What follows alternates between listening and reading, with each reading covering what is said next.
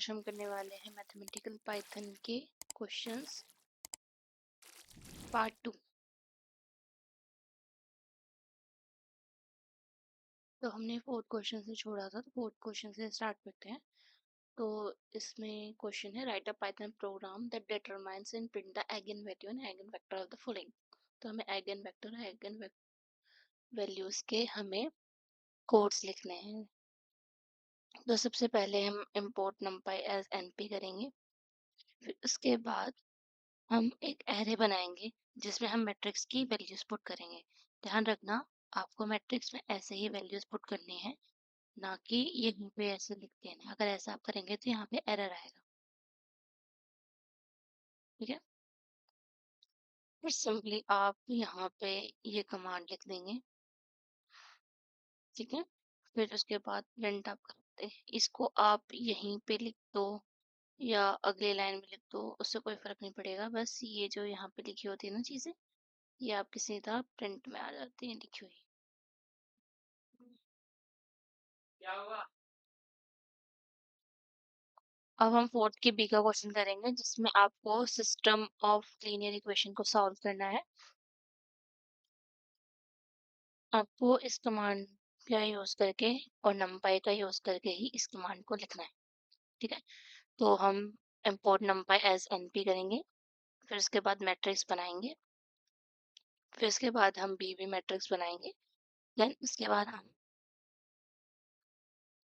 ये वाली कमांड लिखेंगे, क्योंकि इसमें इनवर्स फंक्शन का यूज होता है, इसीलिए हम ये वाली कमांड लिखते हैं। फिर डिटर्मिनेंट इसलिए हमने लिखा, अगर इसका डिटर्मिनेंट अगर इक्वल्स टू 0 होता है तो इसमें ये जो है ये सिंगुलर मैट्रिक्स है, इसका कोई यूनिक सॉल्यूशन नहीं है। अगर इसका कोई यूनिक सॉल्यूशन है तो उसका सॉल्यूशन लिख के दिखा दीजिए, उससे सॉल्व कर देना। ये हमने कमांड दी। इससे पहले हमने एक कमांड लिखी थी, लेकिन वो कमांड चल नहीं रही थी, इसीलिए हमने ये वाला जो था इसका यूज नहीं कर पाए। लेकिन हम इस वाली चीज से ये आंसर ला सकते हैं। और देखिए इसका क्या है, coefficient matrix is singular, no unique solution. तो हमारा इफ वाली कंडीशन सेटिस्फाई होती है।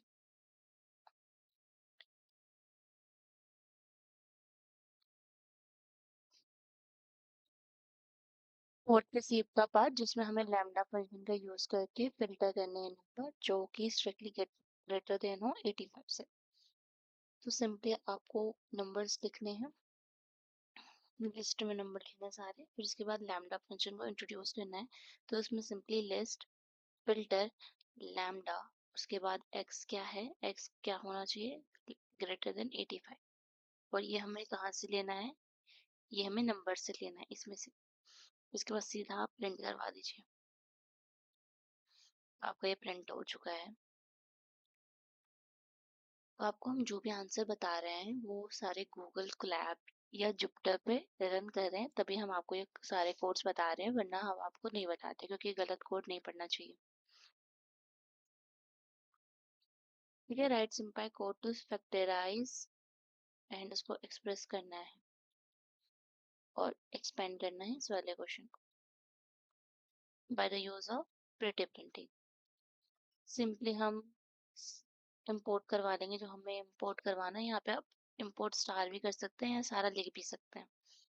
इसके बाद आपको सिंबल डिफाइन करने हैं, कौन कौन से सिंबल्स में यूज हुए हैं। तो यहाँ पे एक्स एंड वाई यूज हुआ है तो हम वही लिखेंगे। फिर इसके बाद एक्सप्रेशन जो था वो हमने लिख दिया, जैसे ये एक्सप्रेशन 1 दे दिया और इसको एक्सप्रेशन 2 नाम दे दिया।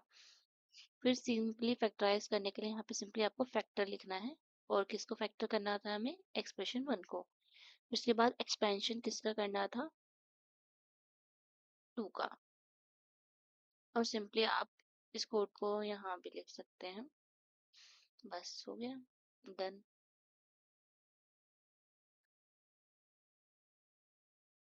फिफ्थ का A part, find the error if in the following code rewrite it correctly.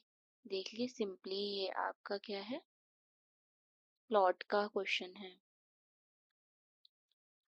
तो देखिए सिंपली यहाँ पे आपको from simple plotting import plot, इससे पहले आपको सिंबल्स की जगह यहाँ पे एस आता है, हमेशा सिंबल्स में याद रखिएगा। और यहाँ पे भी एस आएगा।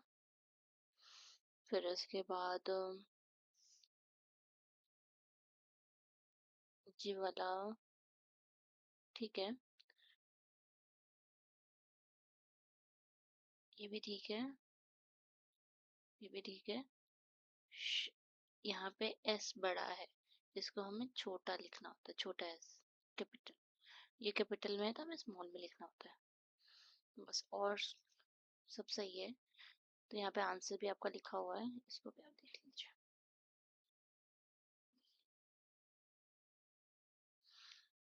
फिफ्थ का बी पार्ट, इसमें आपको सिंपली आउटपुट्स लिखने हैं कमांड के।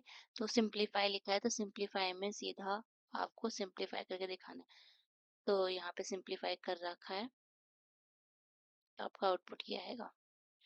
फिर कैंसिल करना है, तो इसमें सिंपली आपको साइन कॉस 10 की सेक की वैल्यू इन साइन कॉस निकाल के आप कर सकते हैं। जैसे यहाँ पे कर रखा है, जैसे 10 की वैल्यू होती साइन अपॉन कॉस, सेक की वैल्यू होती 1 अपॉन कॉस। जब हमने पुट किया तो यहाँ पे आउटपुट में साइन स्क्वायर एक्स आया। तीसरा है कलेक्ट, मतलब कलेक्ट करके लिखना है। जैसे कि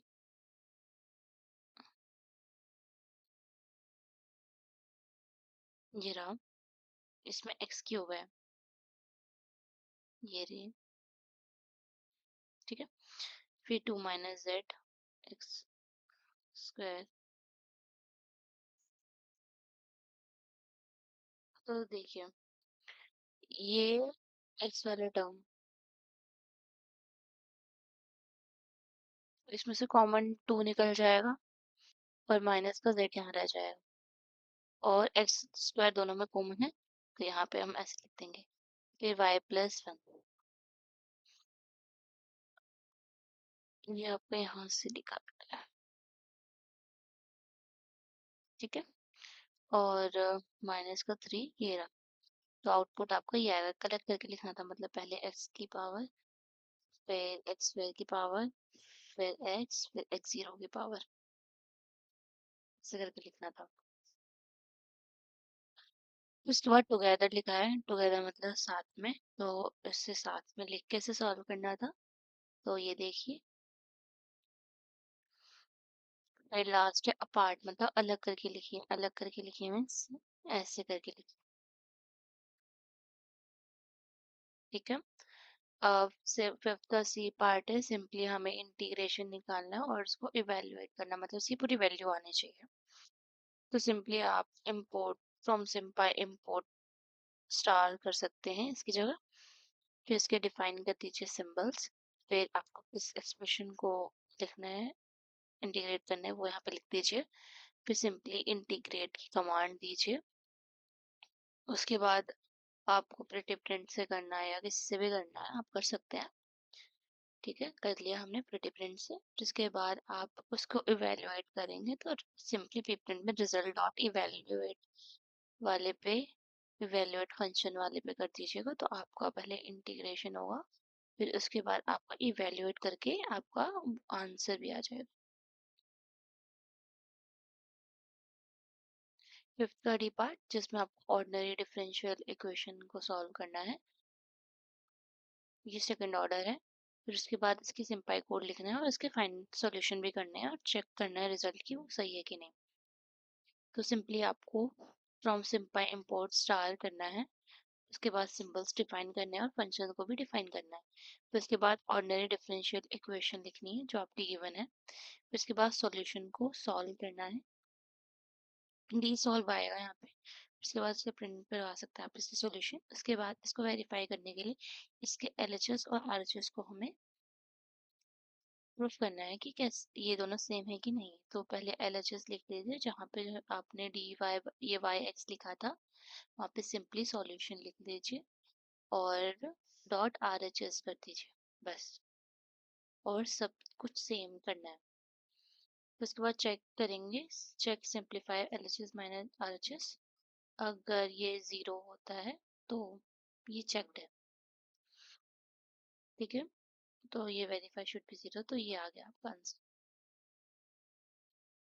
सिक्स्थ के ए पार्ट, इसमें आपको given the first three element of the sequence, that is ये है write a Python program to find the next three terms. हमें नेक्स्ट थ्री टर्म्स के लिए कोड लिखना है और और इसके बीच में रिलेशन भी हमें करना है, जिसमें हमें 6 वैल्यू ऑफ द सीक्वेंस को फाइंड आउट करना है। सिंपली आपको 3 की वैल्यू गिवन है, हमें उसकी 3 रेंज पे लिख के ये वैल्यूज निकालनी है। फिर उसके बाद 6 रेंज के लिए हमें ये वाली कमांड देनी, क्योंकि ये हमें गिवन है। ठीक है, उसके बाद ये सारे रिजल्ट आ गए। 6 का बी पार्ट, इसमें हमें जो है रैशनल एक इनइक्वालिटी को प्रूव करना है। तो सिंपली आप इंपोर्ट स्टार करेंगे, सिंबल्स को डिफाइन करेंगे, सॉल्यूशन में आपको अनइवेरिएट इनइक्वालिटी वाला ये कोड याद करना पड़ेगा। फिर देन आप अपने एक्सप्रेशन को लिखिए, उसके बाद इसका सॉल्यूशन, और ये रहा आपका आंसर। 6 का सी पार्ट हमने बहुत ढूंढा, मतलब इसके कोड आ तो गए थे लेकिन वो एरर शो कर रहे थे, इसीलिए हमने इसको यहाँ पे पेस्ट नहीं की। ये मोस्ट इम्पोर्टेंट पार्ट है, क्योंकि आपको 6 क्वेश्चन के आपको 4 पार्ट देंगे, जिसमें से आपको 3 करने होंगे। तो इस क्वेश्चन में क्या है, हमें CSV एक फाइल बनानी है जिसमें आपको डेटा फ्रेम करना है यूजिंग पांडास, और उसको ऐसे ऐसे सेव करना है। तो हमें पहला क्वेश्चन जो है वो कॉलम इंग्लिश को, ये है उसको इंग्लैंड में, इंग्लैंड ही लिखा था, तो उसे इंग्लैंड पूरा लिखना था क्योंकि सब पूरे पूरे लिख रखे। फिर हमें सेकंड रो को ड्रॉप करना है जिसमें बॉब लिखा है। फिर उसके बाद हमें रो एवरेजेस निकालने हैं। तो सिंपली हम क्या करेंगे, import panda as PD, import NumPy as NP, क्योंकि हम एरे का यूज़ करेंगे इसलिए एनपी भी यूज़ करना पड़ेगा। फिर डेटा फ्रेम हमें क्रिएट करना होगा, जो हमने क्रिएट किया। फिर हमें इसको रीड भी करना है ना, अब हम रीनेम करेंगे। फिर इसके बाद ड्रॉप करेंगे, फिर ये वाला कोड हम लिख देंगे, जिसकी वजह से ये हमारा आ जाएगा और हमारा आउटपुट ये रहा।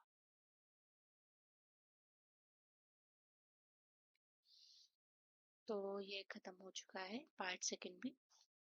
तो हम नेक्स्ट वीडियो में दूसरे पेपर को सॉल्व करेंगे। In our next video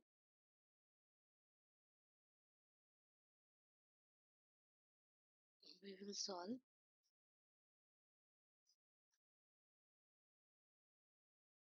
next paper. Thank you.